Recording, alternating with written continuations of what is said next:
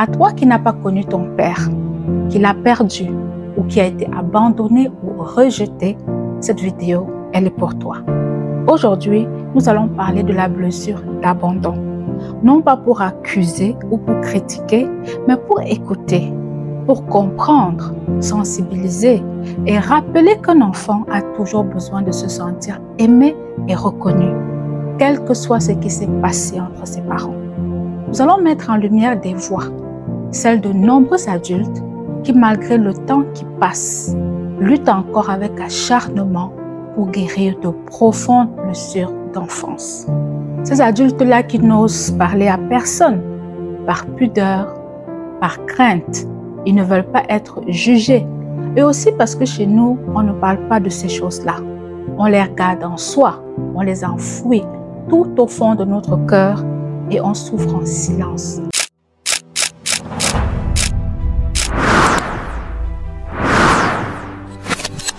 Bon, j'ai vécu ce traumatisme d'avoir l'absence d'un parent qui est mon père proche de moi. Ça m'a créé des blessures. Un enfant qui grandit peut ressentir une absence, peut ressentir un vide ou un trouble interne dû à l'absence de son père ou de sa mère. J'étais à l'école et puis il est marqué sur mon acte de naissance père non déterminé. J'étais en classe de 3e lorsque on remplissait les dossiers et une camarade a vu sur mon acte de naissance père non déterminé et tout de suite elle a alerté la classe et je suis devenue comme la risée de la classe. Je subissais des moqueries, elle est père non déterminé, elle n'a pas de père et tout. Et puis dans ce même sillage, généralement quand des amis ou bien des camarades parlaient de leur père, parce que dans mon cas je pourrais parler de père, parlaient de leur père, j'étais un peu délaissée, j'étais un peu en arrière-plan. Donc vous voyez un peu où ça peut arriver, je ressentais cette absence, ce vide quoi. Je ressentais cette absence, ce vide du fait que mon papa ne soit pas près de moi pendant que je vis ma vie. Et l'impact social, généralement, c'est lorsque l'enfant se retrouve avec ses amis, avec ses proches, et puis il y a un regard moqueur, un regard différent quoi. Je ne sais pas comment vous expliquer, mais un regard différent, on se dit, tiens voilà, il est sans père, il grandit sans père, il est stigmatisé, je pourrais dire.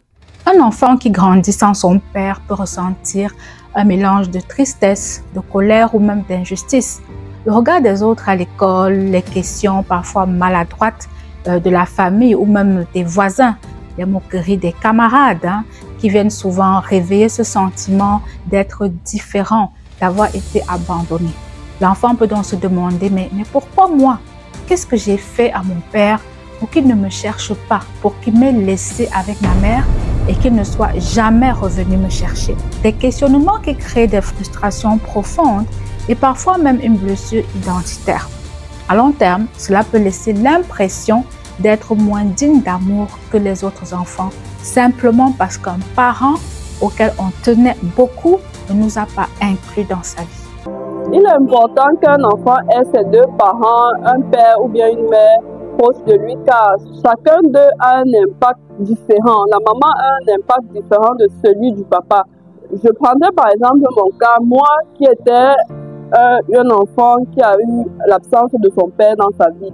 Je me suis toujours dit, il y a beaucoup d'erreurs que je n'aurais pas fait si mon papa était là, s'il était là avec son autorité de père pour pouvoir m'aider, pour pouvoir me recadrer sur certaines choses. La présence d'un père ne se résume pas seulement au soutien matériel.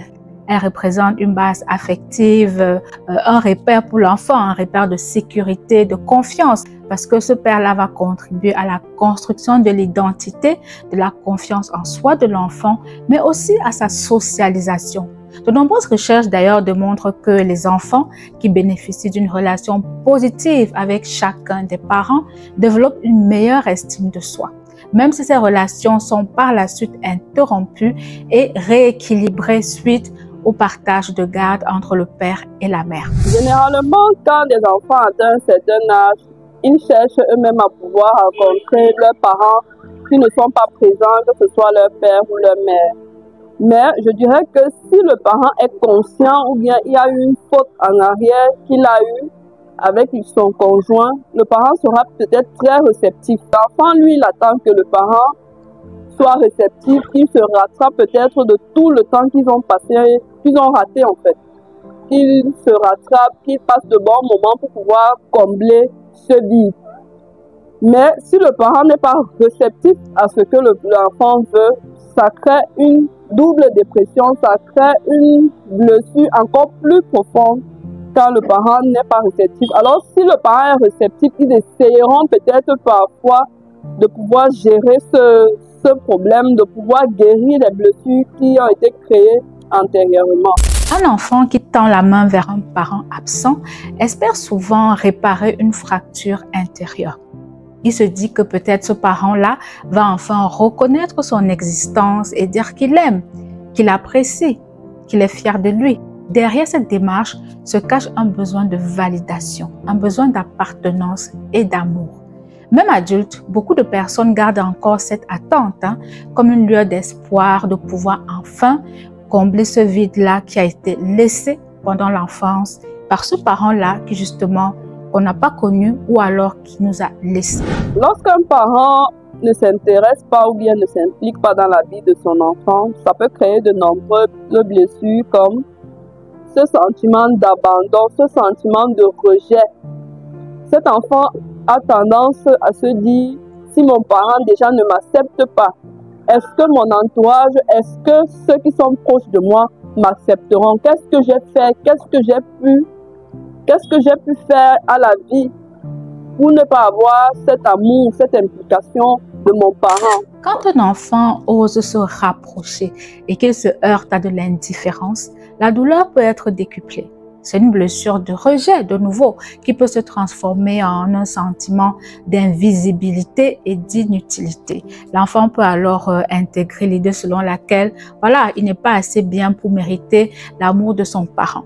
Une croyance qui peut marquer durablement cet enfant-là, qui peut impacter son identité, sa filiation et même ses relations futures. Parce que cela peut créer de la méfiance et une peur d'être abandonné de nouveau par une personne significative à laquelle l'enfant, une fois devenu adulte, pourrait s'attacher.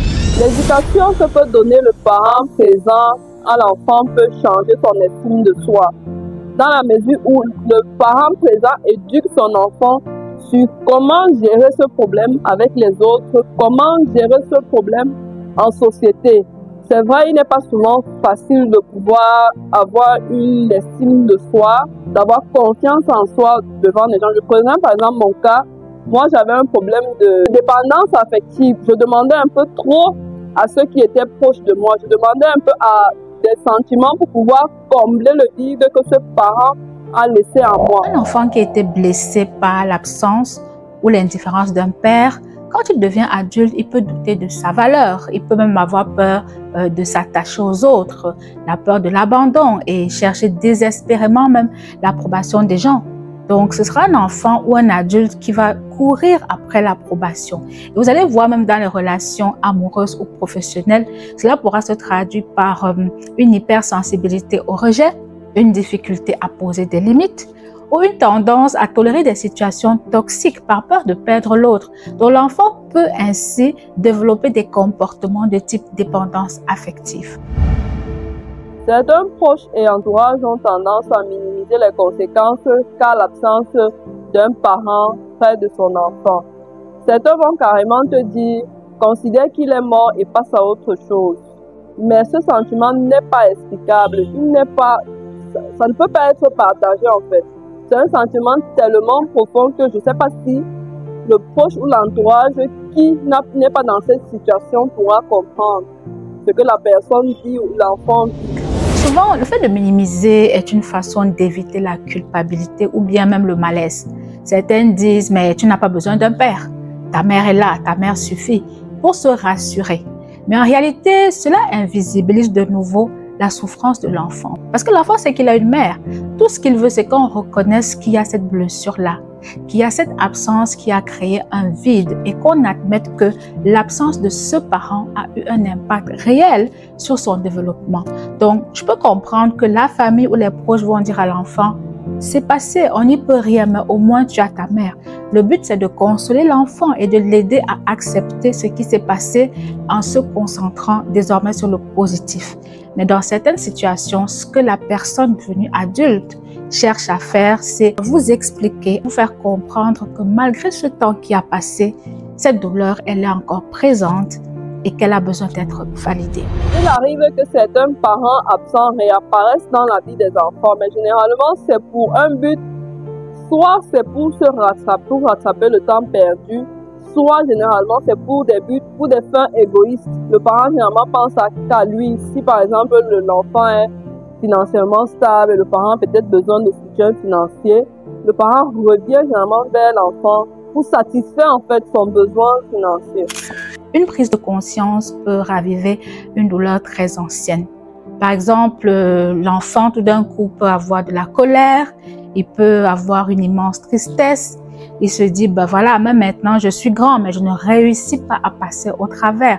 Malgré le fait que j'ai réussi ma vie, malgré le fait que j'ai été vers cette personne ne me voit toujours pas. Donc l'enfant pourra avoir l'impression que rien ne peut être réparé et que de toutes les façons, il sera figé à jamais dans cette quête de reconnaissance qui ne viendra pas. Quand un parent vient vers son enfant qu'il a abandonné il y a des années pour des fins égoïstes, le ressenti est généralement très profond. Il est plus profond que l'abandon qu'il a subi la dernière fois. Il revient pour des buts financiers. Il n'est pas intéressé par l'enfant. Il n'est pas intéressé par le ressenti. Il n'est pas intéressé par ce que l'enfant a vécu. Mais il a son idée derrière qui n'a rien à voir avec ce que l'enfant recherche.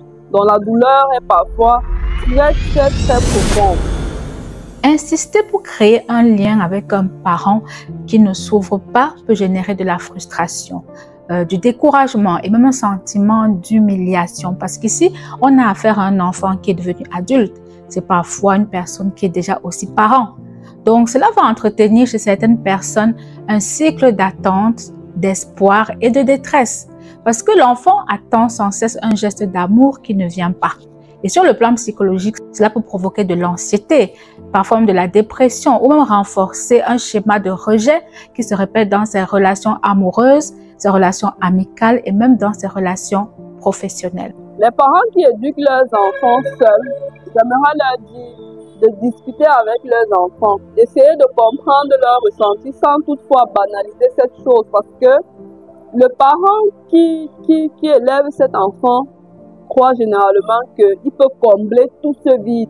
Mais vraiment, c'est très difficile. Il peut essayer, c'est très difficile. Je conseille à ces parents de discuter avec leurs parents, avec leurs enfants, essayer de comprendre leurs ressentis, essayer de se mettre à leur place pour pouvoir mieux gérer leur éducation, pour pouvoir bien contrôler leur estime, pour qu'ils puissent bien contrôler leur estime de soi, leur manière d'être en société par rapport à leur vie monoparentale.